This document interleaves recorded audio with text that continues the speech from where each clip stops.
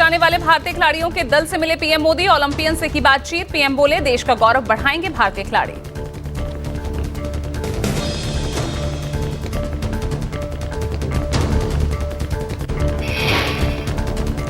खिलाड़ियों से मिलने के बाद पीएम मोदी ने कहा, खिलाड़ी देश को गौरवान्वित करेंगे। उम्मीद है कि 140 करोड़ लोगों की उम्मीदों पर खरा उतरेंगे। मुझे पक्का विश्वास है कि इस बार भी खेल के मैदान में आप भारत का नाम रोशन करके आएंगे।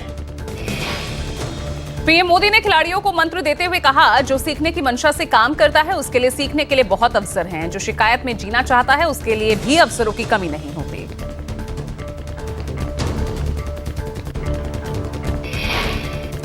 ओलंपिक में 2 बार की पदक विजेता बैडमिंटन खिलाड़ी पीवी सिंधु से पीएम मोदी ने वर्चुअली बात की। नीरज चोपड़ा, मुक्केबाज निकहत जरीन से भी पीएम ने बातचीत की।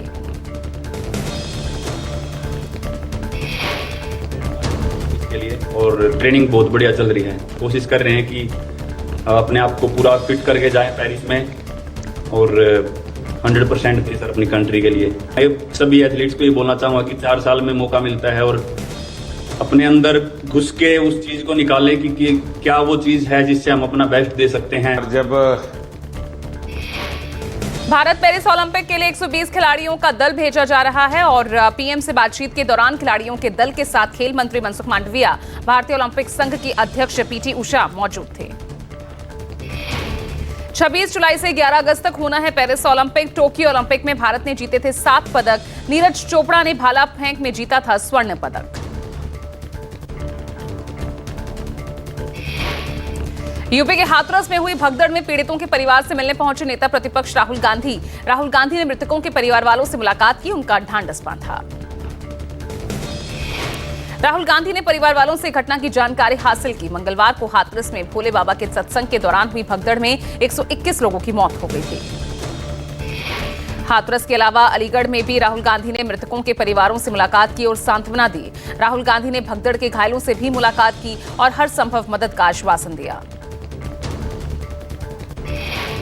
परिवार वालों से मेरी पर्सनल बात हुई, उनके परिवार के बारे में, उनके बच्चों के बारे में, माता के बारे में, वो कैसे थे, क्या करते थे, तो वैसी बात हुई। उन्होंने कहा कि प्रशासन की कमी है। उन्होंने कहा कि जो अरेंजमेंट वहाँ पुलिस का होना चाहिए था वो नहीं था। हाथरस हादसे के बाद पुलिस की छापेमारी जारी। मैनपुरी, नोएडा के अलावा नारायण साकार हरी के कई ठिकानों पर पुलिस जांच पड़ताल कर रही है। अब तक सत्संग के आयोजकों में 6 लोगों की गिरफ्तारी की जा चुकी है। पुलिस ने 22 आयोजकों के खिलाफ एफआईआर दर्ज की है। यूपी की योगी सरकार ने शीघ्र जांच कराने के लिए कई टीमों का गठन किया है। टीम में जांच शुरू की गई है। आज जांच कमेटी हाथरस पहुंचेगी।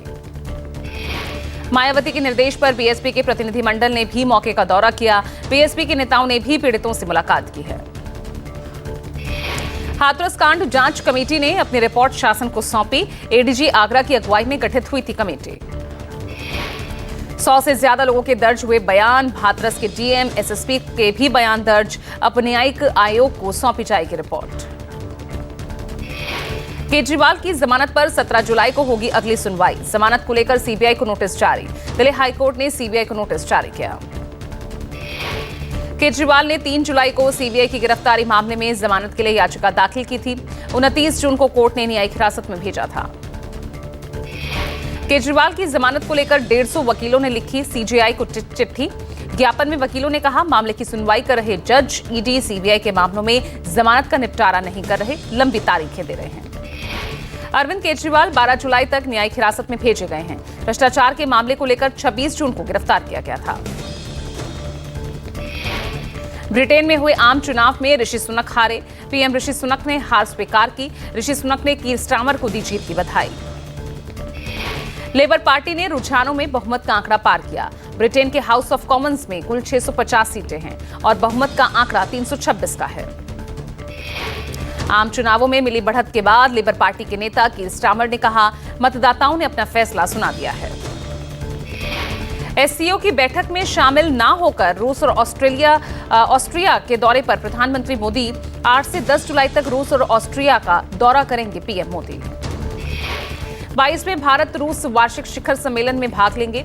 रूसी राष्ट्रपति पुतिन के निमंत्रण पर पीएम मोदी 8 और 9 जुलाई को मॉस्को में दोनों देशों के बीच बहुआयामी संबंधों की समीक्षा होगी।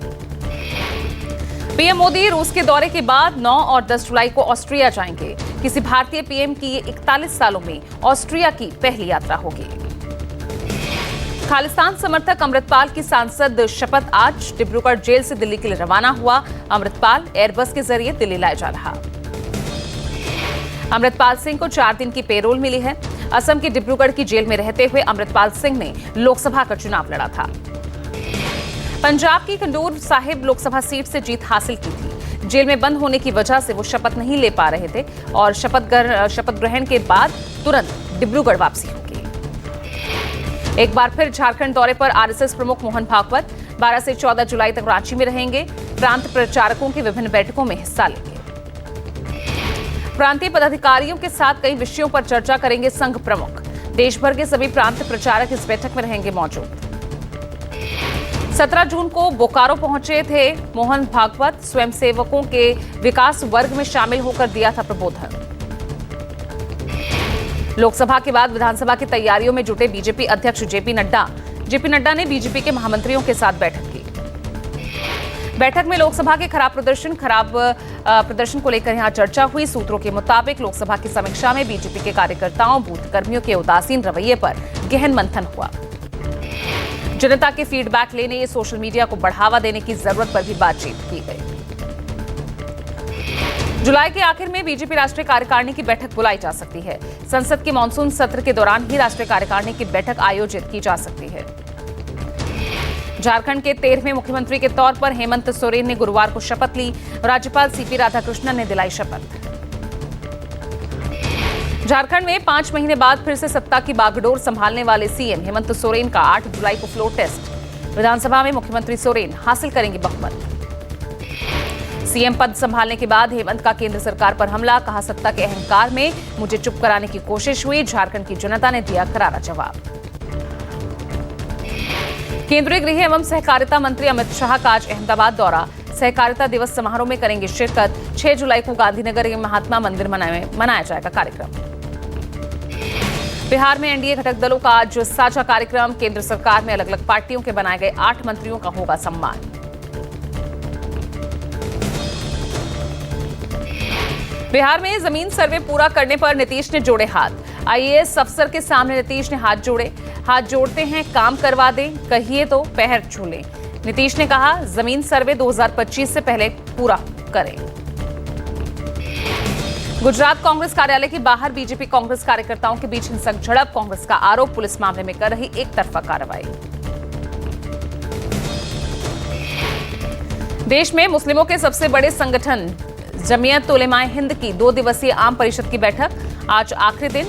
जमीयत यूसीसी स्कूलों में सूर्य नमस्कार की खिलाफत के साथ ही मुस्लिम आरक्षण पर प्रस्ताव पारित करेगा।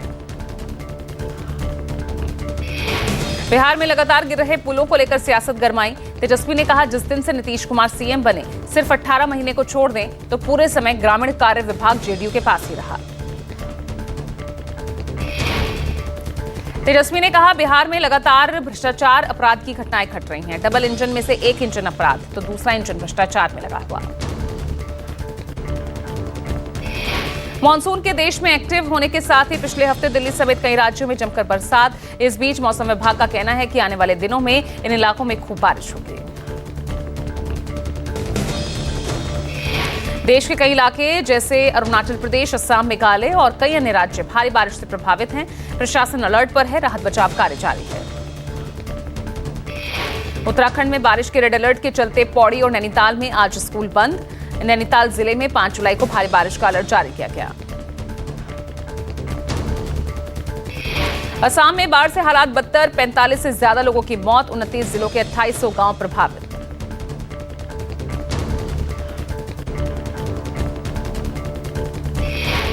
बाढ़ के कारण बारपेटा, विश्वनाथ, कछार, चराईदेव, चिरांग, दारांग, धीमाजी समेत कई जिले प्रभावित। असम में बाढ़ की स्थिति गंभीर। सीएम हेमंत ने किया प्रभावित इलाकों का दौरा। ब्रह्मपुत्र नदी का पानी खतरे के निशान से ऊपर बह रहा। काजीरंगा राष्ट्रीय उद्यान में भी बाढ़ की स्थिति गंभीर। जंगल का एक बड़ा हिस्सा जलमग्न, गैंडे का एक बच्चा बाढ़ के पानी में डूबा। ब्रह्मपुत्र नदी का जलस्तर खतरे के निशान से ऊपर। प्रशासन, सेना, अर्धसैनिक बल, एसडीआरएफ बचाव कार्य में लगी। उत्तराखंड के देहरादून में एसडीआरएफ ने बचाई 10 लोगों की जान। गुच्चू पानी के पास एक टापू पर फंस गए थे 10 लोग। देहरादून में भारी बारिश से आम जनजीवन अस्त व्यस्त। कड़ी सुरक्षा के बीच अमरनाथ यात्रा तीर्थयात्रियों का एक और जत्था लगातार 7वें दिन रवाना। जम्मू के भगवती नगर यात्री निवास शिविर से 7,919 तीर्थयात्रियों का जत्था कश्मीर के लिए रवाना हुआ। जत्था पंथा चौक यात्रा आधार शिविर से बालटाल और पहलगाम के लिए रवाना हुआ। पिछले 5 दिनों में 1 लाख से ज्यादा लोगों ने दर्शन किए। T20 world champion team India का मुंबई में निकला विजय जुलूस। मरीन ड्राइव से वानखेड़े स्टेडियम तक निकले जुलूस में जनसैलाब उमड़ पड़ा। खुली बस में सवार चैंपियंस का स्वागत किया गया। मुंबई के मरीन ड्राइव पर चैंपियंस की एक झलक पाने की लगी होड़। सड़कों पर उमड़े जनसैलाब को देख खिलाड़ी भी हुए रोमांचित। रोहित शर्मा, विराट कोहली ने ट्रॉफी उठाई और इसे विजय परेड को देखने के लिए एकत्र हुए फैंस को दिखाया। वानखेड़े स्टेडियम में आयोजित सम्मान समारोह में कप्तान रोहित शर्मा ने ट्रॉफी देशवासियों को समर्पित की। फाइनल में सूर्य यादव के कैच को बताया टर्निंग पॉइंट, टीम पर जताया गर्व। टीम के स्टार किंग कोहली ने कहा, मैं और रोहित लंबे समय से कोई बड़ी उपलब्धि हासिल करना चाहते थे। कोहली ने बुमराह की जमकर तारीफ की। विराट ने बूम बूम को 8वां अजूबा बताया। टीम इंडिया के कोच राहुल द्रविड़ स्वागत के लिए उमड़े जनसैलाब को लेकर हुए इमोशनल। कहा, सड़कों पर क्रिकेट प्रेमियों के सैलाब उत्साह को कभी नहीं भूल पाऊंगा। बीसीसीआई के पदाधिकारियों ने मुंबई के वानखेड़े स्टेडियम में टीम इंडिया को 125 करोड़ रुपए का चेक प्रदान किया। विजय यात्रा की शुरुआत से पहले मरीन ड्राइव पर युवाओं ने टीम इंडिया के लिए गीत गाए। हाई जोश में दिखे युवाओं ने भारत माता की जय, वंदे मातरम के नारे लगाए। T20 वर्ल्ड कप 2024 की ट्रॉफी लेकर गुरुवार सुबह स्वदेश लौटी टीम इंडिया ने प्रधानमंत्री मोदी से मुलाकात की। कप्तान रोहित शर्मा, हेड कोच राहुल द्रविड़ ने पीएम को ट्रॉफी हाथ में दी।